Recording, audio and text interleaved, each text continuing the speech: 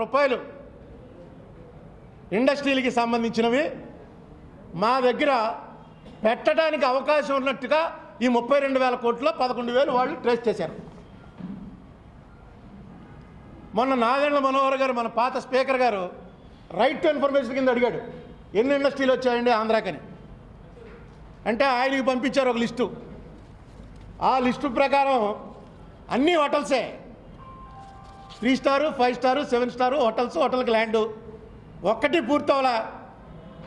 ఆ హోటల్స్ అన్నీ కలిపి 4,300 కోట్ల రూపాయల వర్త్ ఇప్పటి వరకు ల్యాండ్ అలాట్మెంట్ల లెవెల్లోకి వచ్చాయి.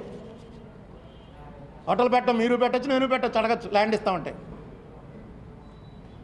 4,32,000 కోట్ల రూపాయలది 4,000 కోట్ల రూపాయల్లోకి వచ్చింది.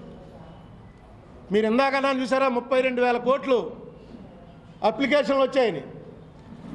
ఆ అప్లికేషన్ ఏమంటారంటే ఇండస్ట్రియల్ ఎంటర్ప్రినర్ మెమరాండం. ఆ మెమరాండంలోకి వచ్చిన అప్లికేషన్లు ఇవి. ఆ 32,000 ఈ పోనీ 32,000 ఈయన వల్ల వచ్చాయంటే ఈ సబ్మిట్ పెట్టకని ముందు సంవత్సరం 25,000 వచ్చాయి. అంతకు ముందు సంవత్సరం భయంకరమైన ఉద్యమం జరుగుతున్న సంవత్సరం 22,000 వచ్చాయి. ఇది రొటీన్గా జరిగే పరిస్థితి. సరే, మీరు దావోస్ వెళ్ళాను, అక్కడికి వెళ్ళాను, ఇచ్చేసాను అన్నీ చెప్పారు, అది మీ ఇంట్రెస్ట్, తిరుగుతున్నారు, బాగానే ఉంది. రిపబ్లిక్ డే నాడు సెలబ్రేషన్ జరిపితే రారటండి ఎవరు? రిపబ్లిక్ డే నాడు సెలబ్రేషన్ జరిపితే రారా? ఎయిర్పోర్ట్లో రాస్తారోకో చేయిస్తే రారా? నిన్న ఆయన చెప్తున్నాడు, ఢిల్లీ నుంచి ఎవరో వస్తే పాపం బయటికి రాలేకపోయేట. ఎవరు కారణం? ఎయిర్పోర్ట్ రన్వే మీద ఎక్కడైనా అరెస్ట్ చేయడానికి వెళ్తారండి? ఎవరైనా ఇంటర్నేషనల్ స్మగ్లర్నైనా? ఇప్పటి వరకు ఎయిర్పోర్ట్ రన్వే మీదకి సినిమాల్లో చూసాం, కానీ మనం రన్వే మీదకి వెళ్ళి అరెస్ట్ చేయడం ఎప్పుడైనా జరిగిందా? రన్వే మీదకి వెళ్ళి వాళ్ళు వెనక్కి వెళ్ళిపోమంటారా? అసలు ఈ రాష్ట్రంలో పౌర హక్కులు ఉన్నాయా?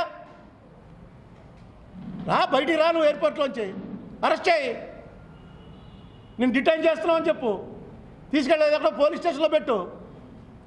లేట్ అయిన తర్వాత 7:30 వెళ్ళిపోతారు. ఎందుకు ఇంత పెద్ద హైడ్రామా క్రియేట్ చేశారు? చేసి దానికి కారణం జగన్మోహన్ రెడ్డి అనో అతనితో వచ్చిన వాళ్ళనో, వీళ్ళ వల్ల ఇదంతా జరిగింది. రాత్రి చంద్రబాబు నాయుడు గారు ప్రెస్ మీట్ చూస్తుంటే చాలా ఆశ్చర్యం వేసింది. హైదరాబాద్ ఆయనే కట్టానని చాలాసార్లు చెప్పాడు, ఎవడు ఓటేలా. 2004లో ఒక్క సీటు కూడా రాలా హైదరాబాద్లో. ఇవాళ విశాఖపట్నం అసలు లేకపోతే ఎక్కడున్నట్టాడు ఆయన. అయిపోయింది విశాఖపట్నం మొత్తం, కొట్టుకుపోతే ఈ నెల్లి మళ్ళీ వెనక్కి లాక్కొచ్చి పెట్టానండి.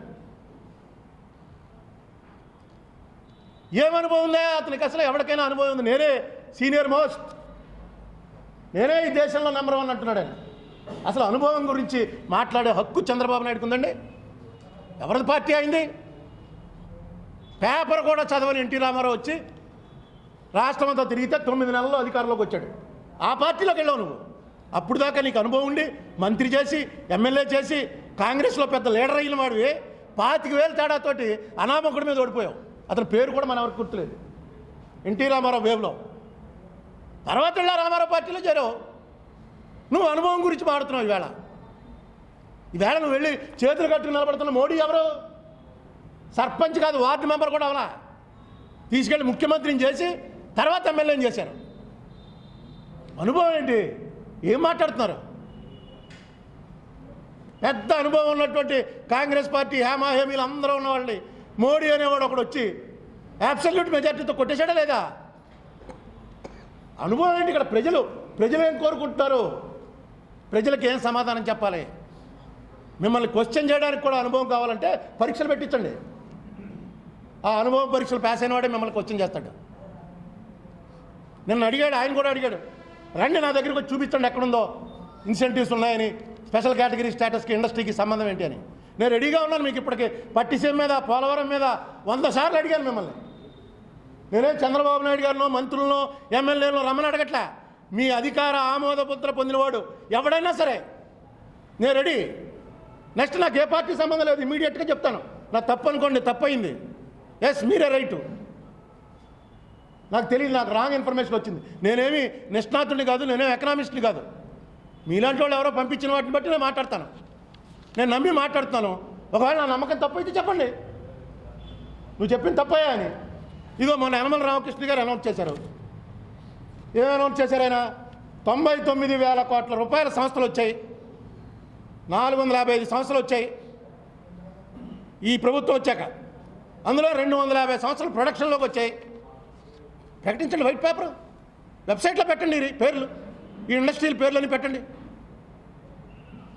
తెలుసుకుంటాం. మేమేదో అదే చూస్తున్నాం, ఎంతసేపు సెంట్రల్ గవర్నమెంట్దే ఆ డిఐపిపిఏ చూస్తున్నాం, అందులో చూస్తే ఏమీ లేవు.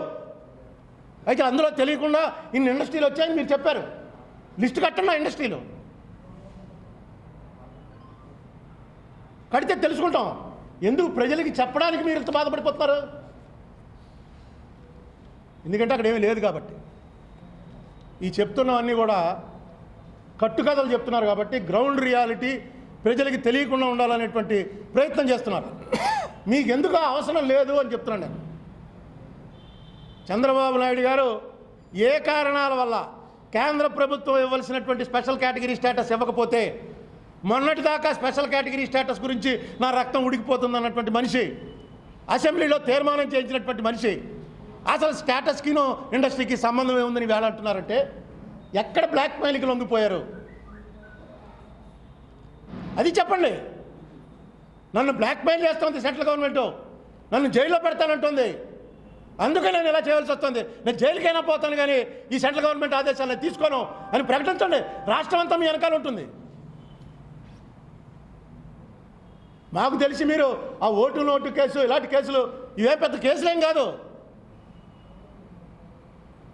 అనేకసార్లు చెప్పాను, నేను కోర్టులో కూడా అదే ఆర్గ్యూ చేశాను. హైకోర్టులో ఉన్న ఆర్గ్యుమెంట్ కూడా ఇందులో చంద్రబాబుకి ఏమీ సంబంధం లేదని చెప్పాను. విచారణకు ఎందుకు అంగీకరించట్లేదు చంద్రబాబు? విచారణకు అంగీకరించి చెప్పు. ఏంటి నా వాయిస్లో తప్పే ఉంది? ఎస్, నేను చెప్పానని చెప్పని చెప్పి ఆర్గ్యూ చేశాను. రాష్ట్రాన్ని అమ్మేస్తే ఎలాగండి?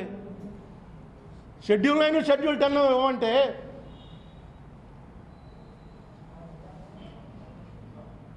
నిన్న జగన్మోహన్ రెడ్డి గారు అనౌన్స్ చేశాడు, మేము నెక్స్ట్ సెషన్లో 3 ఏళ్ళు అయిపోగానే మేము రాజీనామాలు చేసేస్తున్నాం, చేసి ఎలక్షన్లకు వెళ్తామని అనౌన్స్ చేశాడు. ఆయన పార్టీ వాళ్ళతో ఇప్పటికైనా చాలాసార్లు చెప్పాను, ఆయనతో డైరెక్ట్గా చెప్పలేదు అనుకోండి, కాంగ్రెస్ వాళ్ళతో కూడా చెప్పాను, మళ్ళీ ఓసారి మీ ద్వారా చెప్తున్నాను. రాజీనామాలు చేసే ముందు ఈ బడ్జెట్ సెషన్లోనే కేంద్ర ప్రభుత్వం మీద అవిశ్వాస తీర్మానం పెట్టండి. ఆ రోజున మేము అవిశ్వాస తీర్మానం పెట్టినప్పుడు 70 మంది సపోర్ట్ ఉండి కూడా రూలింగ్ పార్టీ అపోజిషన్ కలిసిపోవటం వల్ల స్పీకర్ అది బయటికి రాకుండా సప్రెస్ చేసింది. ఈవేళ మీరు ఎవరో ఒక్కడు పెడితే చాలు, అవిశ్వాస తీర్మానం పెట్టడానికి జనాలు అక్కర్లేదు. ఒక్క మనిషి అవిశ్వాస తీర్మానం ప్రతిపాదిస్తే 50 మంది సపోర్ట్ చేస్తూ లేవాలి. ఖచ్చితంగా ఈ బిల్లు తెచ్చిన కాంగ్రెస్ వాళ్ళు లేస్తారు, ఖచ్చితంగా ఆ రోజున వ్యతిరేకించినటువంటి సిపిఎం వాళ్ళు లేస్తారు, తృణమూల్ కాంగ్రెస్ వాళ్ళు లేస్తారు, కొంచెం ఆలోచిస్తే మన తెలుగుదేశం వాళ్ళు కూడా లేస్తారు. ఎందుకంటే మనకు జరిగిన నష్టం వాళ్ళకి తెలుసు. పైకి అలా మాట్లాడుతున్నారు కానీ జరుగుతున్న నష్టం వాళ్ళకు కూడా తెలుసు. అవిశ్వాస తీర్మానం పెడితే ప్రభుత్వం కూలిపోవాలని ఏం లేదు. అవిశ్వాస తీర్మానం పెడితే ప్రభుత్వాన్ని ఎక్స్పోజ్ చేయొచ్చు. మీరు అవిశ్వాస తీర్మానం పెట్టి ఈ ప్రభుత్వం కేంద్రం ఇచ్చినటువంటి మాటలేంటి, అసలు ఆ బిల్లు పాస్ అయిన తీరేంటి, ఆ రోజు లోక్సభలో ఏం జరిగింది, ఆ రోజు ఎందుకు ఆపేశారు టెలికాస్ట్, ఆ రోజు ఎందుకు డివిజన్ ఇవ్వలేదు, అన్నీ కూడా మరొకసారి చర్చలోకి తీసుకురండి. మీకు బ్రహ్మాండమైన సపోర్ట్ వస్తుంది. ఎందుకంటే నేను ప్రతి సెషన్కి నేను ఎంపీని కాకపోయినా వెళ్తున్నాను. అన్ని పార్టీల వాళ్ళు ఆవేదన వెలిపిస్తున్నారు. ఏదో ఈ గొడవ వదిలిపోతుంది అనుకున్నాను తప్ప, ఆంధ్ర విడిపోతే ఈ గొడవ అయిపోతే 2 రాష్ట్రాలకి మంచి జరుగుతుంది అనుకున్నాను తప్ప ఇంత దారుణం చేస్తారని మేము అనుకోలేదని ఈవేళ అపోజిషన్లో ఉన్న అన్ని పార్టీలు చెప్తున్నారు. ఈవేళ వాళ్ళకి మిత్రపక్షంగా ఉన్న పార్టీలు కూడా చెప్తున్నారు.